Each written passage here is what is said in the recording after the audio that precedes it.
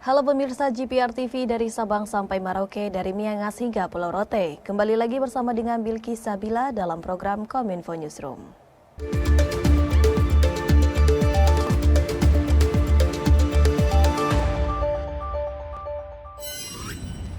Pemirsa, Menaker Ida Fauziah buka suara menanggapi kebijakan baru Kementerian Ketenagakerjaan soal Permenaker nomor 2 tahun 2022.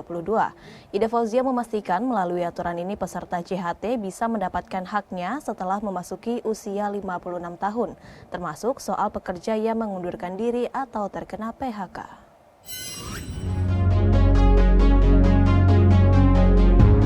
Ida Fauziah, Menteri Ketenagakerjaan Republik Indonesia, menjelaskan bahwa keputusan mencabut Permenaker Republik Indonesia nomor 19 tahun 2015 menjadi nomor 2 tahun 2022 dibuat berdasarkan konsultasi dan diskusi dari berbagai pihak.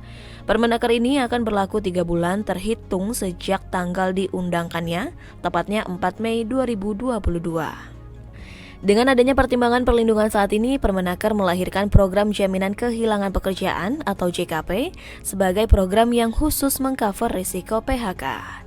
Manfaat program JKP selain uang tunai ialah akses informasi pasar kerja, lembaga pelatihan terpercaya juga profesional, serta program pelatihan yang tepat sesuai dengan lowongan dan pasar yang tersedia, sehingga diharapkan dapat mengantarkan peserta kembali mendapatkan pekerjaan dan memastikan peserta yang di PHK untuk dapat melanjutkan hidup. Hadirnya Permenaker ini memberikan kemudahan dalam pelayanan untuk mendapatkan manfaat dengan memangkas persyaratan administrasi, cukup mengurus dengan nomor induk kependudukan serta kartu BPJS Ketenagakerjaan dan dapat dilakukan secara daring.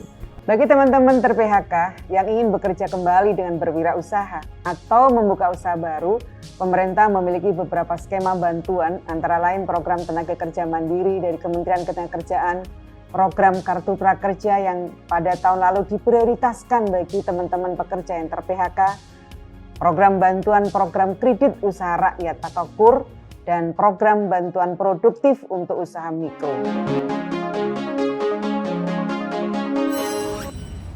Senada dengan Menaker, Menteri Perekonomian Erlangga Hartarto mengklaim manfaat jaminan kehilangan pekerjaan lebih besar nilainya daripada jaminan hari tua. Erlangga mempertegas manfaat JKP dengan Peraturan Menteri Ketenagakerjaan Nomor 2 Tahun 2022.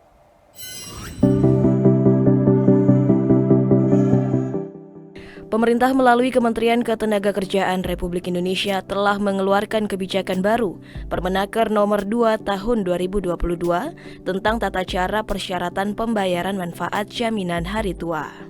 Dalam Permenaker tersebut terdapat 2 program perlindungan pekerja, yaitu Jaminan Hari Tua atau JHT dan Jaminan Kehilangan Pekerjaan atau JKP. Menteri Koordinator Bidang Perekonomian Erlangga Hartarto memastikan pemerintah tidak mengabaikan perlindungan bila pekerja atau buruh terkena pemutusan hubungan kerja atau PHK sebelum usia 56 tahun. Dana JKP sendiri merupakan aturan jaminan sosial baru di dalam Undang-Undang Cipta Kerja untuk melindungi pekerja dan buruh yang terkena PHK sebelum masuk kembali ke pasar kerja. JKP efektif pertanggal 1 Februari 2022 ini mulai diberlakukan, dan JKP adalah perlindungan jangka pendek bagi para pekerja atau buruh karena langsung mendapatkan manfaat seketika saat berhenti bekerja. Penambahan program JKP tidak mengurangi manfaat program jaminan sosial yang sudah ada. Saya ulangi, JKP tidak mengurangi manfaat jaminan sosial yang sudah ada, dan iuran program JKP tidak membebani pekerja dan pemberi kerja karena besaran iuran sebesar dari 0,46% dari upah berasal dari pemerintah. Menko Erlangga juga menambahkan pekerja atau buruh yang mengalami PHK berhak untuk memperoleh manfaat JKP berupa uang tunai sebesar 45% upah di bulan ke-1 sampai dengan bulan ke-3 dan kemudian 25% upah di bulan ke-4 sampai dengan ke-6. Rata-rata kalau mendapatkan PHK di tahun kedua itu dengan gaji misalnya sebesar 5 juta, maka akan diberikan 45% dari 5 juta adalah 2.250.000 dikali 3 bulan, berarti 6.750.000. Sedangkan bulan ke-4 sampai ke-6 adalah 25% dari 5 juta atau 1,250 juta kali 3 adalah 3.750.000 sehingga mendapatkan 10.500.000. Sedangkan dengan mekanisme yang lama dengan JHT itu mendapatkan iurannya adalah 5,7% dari 5 juta yaitu 285.000 dikali 24 bulan 6,84 dan tambahan 5%, pengembangan 2 tahun 350.000 sehingga mendapatkan 7.190.000. Sehingga secara efektif regulasi ini memberikan 10.500.000 dibandingkan 7.190.000.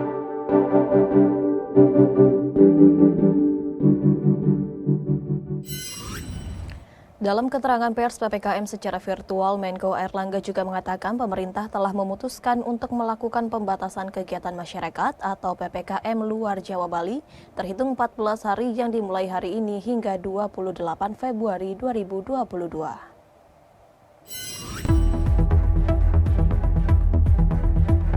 Menteri Perekonomian Airlangga Hartarto pada keterangan pers Menteri terkait hasil ratas PPKM menjelaskan, berdasarkan hasil evaluasi selama 2 minggu terakhir ini, pemerintah memutuskan untuk memperpanjang periode pelaksanaan PPKM di luar Jawa Bali selama 14 hari, terhitung mulai tanggal 15 hingga 28 Februari 2022 pada 386 kabupaten atau kota di luar Jawa dan Bali. Penerapan level PPKM di luar Jawa Bali ini didasari oleh level asesmen situasi pandemi, yakni transmisi komunitas meliput jalur kasus, kematian, serta rawat inap, dan yang kedua, yaitu kapasitas respon meliputi testing, tracing, dan treatment atau BOR. Tingkatan vaksinasi juga menjadi bagian pertimbangan untuk memperpanjang PPKM di luar Jawa Bali dengan tingkat vaksinasi dosis 2 minimal capaiannya sebesar 45% dan vaksinasi lansia dosis 1 minimal capaiannya sebesar 60%. Kabupaten atau kota yang tidak memenuhi batas minimal tersebut akan dinaikkan satu level PPKM dengan pengecualian tertentu. Airlangga juga mengungkapkan bahwa hal ini murni untuk mempersiapkan serta mengantisipasi kenaikan jumlah kasus varian Omikron dalam beberapa minggu ke depan. Terkait dengan perpanjangan PPKM di luar Jawa Bali, yaitu periode pelaksanaan selama 14 hari ke depan, yaitu tanggal 15 sampai 28 Februari 2022, dengan kriteria berdasarkan level assessment situasi pandemi, baik itu transmisi komunitas, yaitu jumlah kasus, kematian, rawat inap, dan kapasitas respons, testing, tracing, dan treatment. Ditambah lagi vaksinasi dosis kedua minimal 45%, lansia minimal 60%, sehingga level kabupaten kota itu akan dinaikkan satu level PPKM-nya. Dengan demikian, dari 386 kabupaten kota di luar Jawa Bali, maka jumlah kabupaten kota dengan level 1 itu menurun dari 164 menjadi 63 kabupaten kota. Kemudian jumlah kabupaten kota dengan PPKM level 2 turun dari 208 menjadi 205 kabupaten kota, dan jumlah PPKM level 3 meningkat dari 14 menjadi 118 kabupaten kota.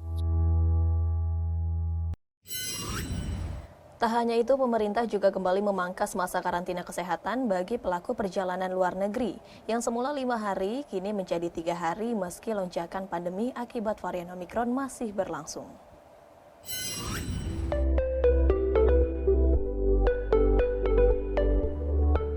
Dalam keterangan pers secara virtual mengenai PPKM, Menteri Koordinator Bidang Kemaritiman dan Investasi Luhut Binsar Panjaitan mengatakan, mulai pekan depan pemerintah mengurangi durasi karantina menjadi 3 hari bagi pelaku perjalanan luar negeri atau PPLN yang berlaku mulai 1 Maret 2022.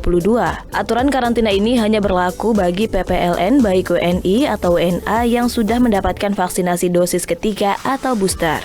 Kemudian melakukan tes PCR mandiri di hari kelima dan melaporkan kondisi kesehatan kepada fasilitas pelayanan kesehatan atau Fasyankes. Ketika beberapa negara di dunia sudah menerapkan bebas karantina untuk masuk ke negaranya, pemerintah akan tetap menerapkan kebijakan karantina 5 hari bagi PPLN. Namun mulai minggu depan, PPLN baik WNA dan WNI yang telah melakukan booster, saya ulangi, yang telah melakukan booster lama karantina dapat berkurang menjadi 3 hari dengan syarat diantaranya tetap melakukan entry dan exit tes PCR. Exit PCR dilakukan di hari ketiga di pagi hari dan PPLN dapat keluar ketika hasil negatif keluar. Menko Luhut menambahkan penerapan kebijakan tersebut bergantung pada kondisi pandemi COVID-19 dan juga peningkatan angka vaksinasi COVID-19. Namun sekali lagi, ini bergantung pada situasi pandemi dan supaya kita mengendalikan penyebaran kasus. Nah, kita semua bertanggung jawab di sini untuk membuat negeri kita ini tetap aman buat kita semua.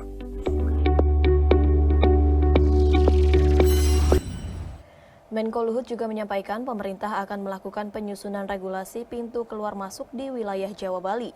Salah satunya dengan membuka kembali keberangkatan dan kedatangan jemaah umroh serta warga negara asing dan warga negara Indonesia yang akan masuk ke Indonesia.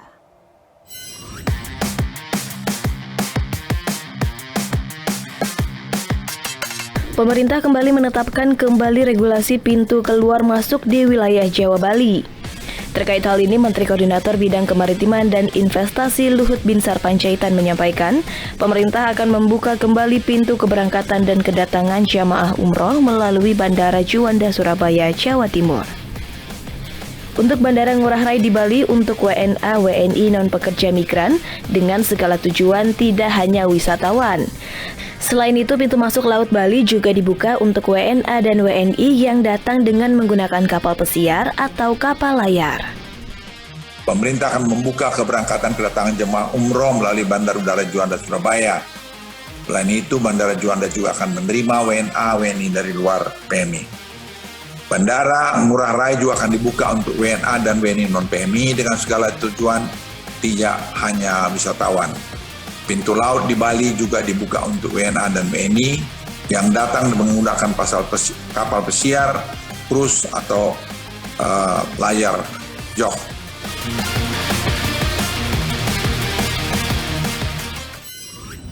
Pemirsa, tetaplah bersama kami karena Kominfo Newsroom akan segera kembali.